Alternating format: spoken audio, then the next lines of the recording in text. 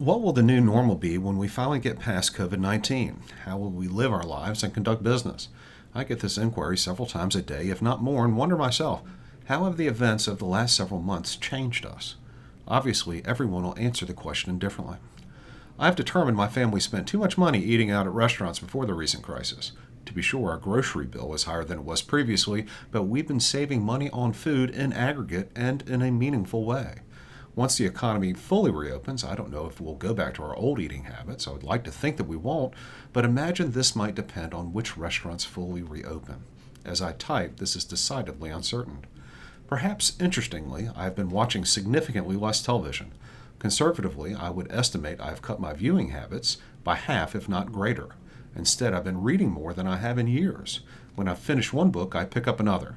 When I get close to finishing that one, I get on Amazon Prime and order a couple more. Not surprisingly, I'm finding my imagination slowly returning after wandering in the wilderness for who knows how long. Finally, though not really, I have found I don't really miss professional sports. Since I was a child, I've loved reading baseball box scores, following certain players, and hoping the Orioles might surprise everyone this season. As Meatloaf sang years ago, 2 out of 3 ain't bad. However, here we are in May, and I hadn't thought about baseball very much, let alone missed it. The NBA? I've been a fair weather fan at best since Tim Duncan retired. As such, it has been so much out of sight, out of mind, and I've never really cared that much about the NHL. It is too early to tell how I feel about the NFL, but I do imagine I might perk up a little if the powers that be cancel the NCAA football season. We shall see. While those things are just a few I have noticed about myself, I suspect everyone has had epiphanies of their own. So here are a few of our predictions, my predictions really, on what some aspects of our day-to-day lives might look like moving forward. Prior to COVID-19, it was unusual to see someone in public wearing a mask over their nose and mouth. Moving forward, more people will use some type of facial covering. This will be especially true when running errands, especially going to the grocery. In fact, some establishments will require them. It won't be everyone, every store all the time. It will be just enough to make face masks part of the new normal. Shaking hands will be the exception rather than the norm for the foreseeable future. Casual social hugging will also decline with the exception of close personal relationships. In essence, people will significantly minimize their physical contact with new and/or casual acquaintances. Over time, it is very conceivable that the Asian custom of bowing will become more commonplace in the remainder of the world. After staring into the abyss, the live theater industry will undergo a serious transformation. Individual companies and theaters will increasingly focus on live streaming their productions. This will be good or available either pay-per-view or through a season subscription, if applicable. Frankly, this is good, as it has the potential to significantly widen live theater's proverbial net. While fewer might actually be in the theater seats, more people will be watching. Conversely, movie theater chains will face increased pressure as production studios increasingly bypass the middleman by offering numerous subscription services. Customers will be able to pay monthly by genre or by individual films.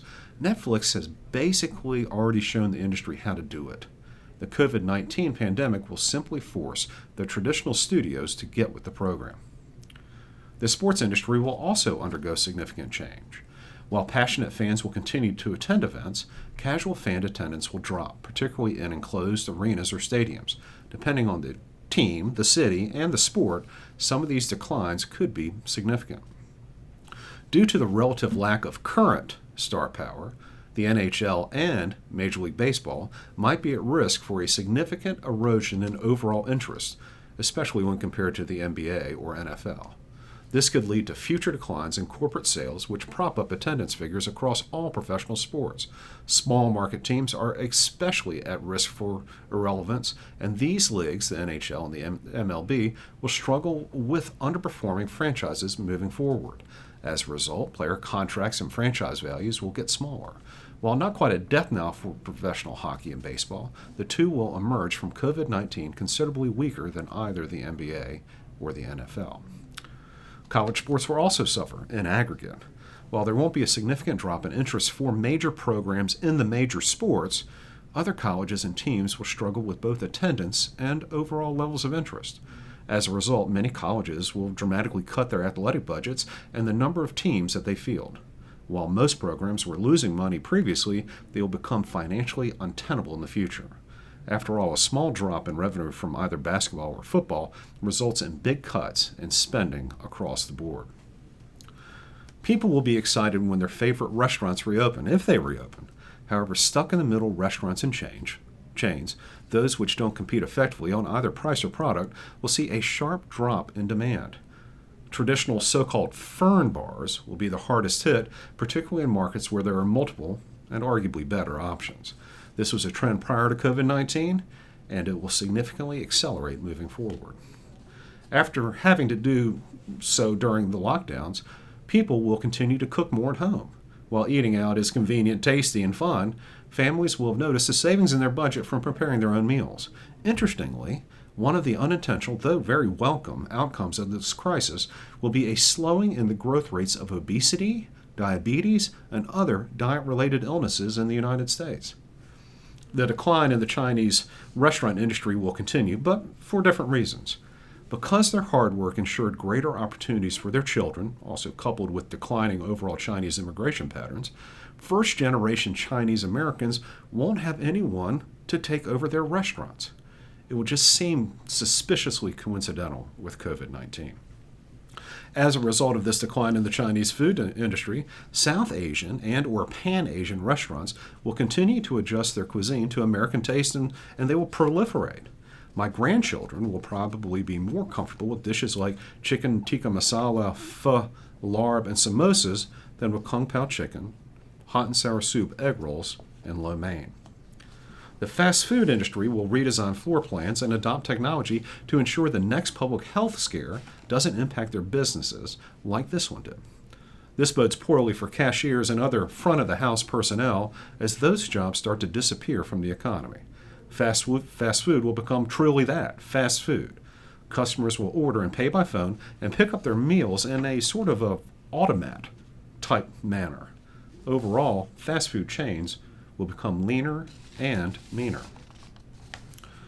As a result, although it isn't obvious at first, immigration from Latin America will eventually slow as more native-born Americans are forced to and increasingly accept traditional unskilled and semi-skilled work due to the restructuring of the U.S. economy. This will likely further increase already wide inequalities in both wealth and income. Similar trends will develop throughout the remainder of the world. This will lead to a decrease in overall global migration patterns and an increase in some form of nationalism.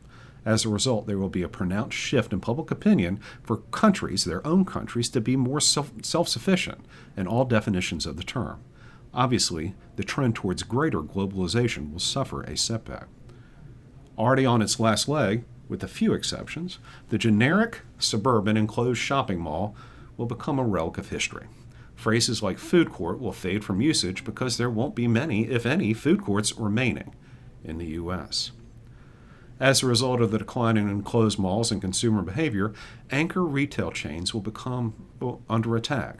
Consumers should expect mass store closings and even the liquidation of some long-standing U.S. retailers.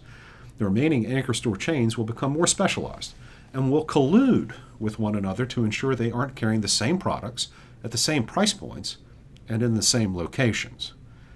It isn't terribly difficult to envision the remaining chains dividing up the country geographically in a sort of back to the future type move. The travel and airline industries will have to adjust to a lower new normal for the foreseeable future. People will limit their air travel due to fears of another contagion. As a result, consumers will determine their travel plans based on the length of the drive to the location. Overseas travel in tourist-dependent states and cities like California, Florida, and even New York City will suffer the most, even if the local beaches may seem full. In another blow to the airline and travel industries, companies will cut their travel expenses by making greater use of apps like Zoom and Microsoft Teams and others for meetings, both internal and external.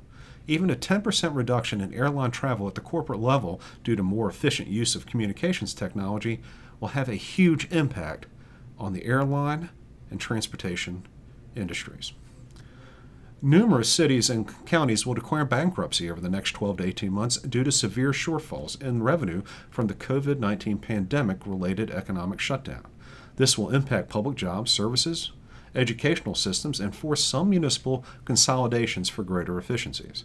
Closer to home, here in Jefferson County, a consolidation of many West Jefferson County municipalities with the city of Birmingham will become a topic of discussion, if not a foregone conclusion. As the economy struggles to recover and unemployment remains stubbornly elevated, political correctness will take a back seat for at least a little while. Frankly, people will be more preoccupied with their own well-being and livelihoods as opposed to being worried about offending or being offended by other people. Over the last several decades, U.S. society has become increasingly less formal, including corporate America. What was once considered business professional will officially become a thing of the past. After finding out during the COVID-19 pandemic workers can be just as productive in everyday casual attire, workout clothing, and even some cases pajamas, employers will relax the rules on appropriate office wear. As more businesses adapt to the remote work environment, we will more than likely see the end of business professional, and business casual will evolve into casual Friday attire. Formal business suits will be necessary only for high-level gatherings, funerals, and court appearances, and ties will increasingly become even more of a rarity than they already are. For women, flats will give high heels a run for their money, and jeans will be acceptable in most office environments during the week. The focus moving forward will be more on cleanliness and neatness as opposed to a predetermined style of clothing. Finally, arguably bucking the trend, there likely won't be a significant permanent drop in attendance at faith-based institutions outside of pre-existing trends. In fact, churches, temples, mosques, and synagogues could actually see an increase in attendance moving forward. In relatively stark contrast to other areas of life, these circumstances could very easily lead to an increase in a pent-up demand for faith. While no one knows with complete certainty what the future will hold, these are just a few of the changes to society and societal behavior which we feel could take place or could accelerate because of the COVID-19 pandemic.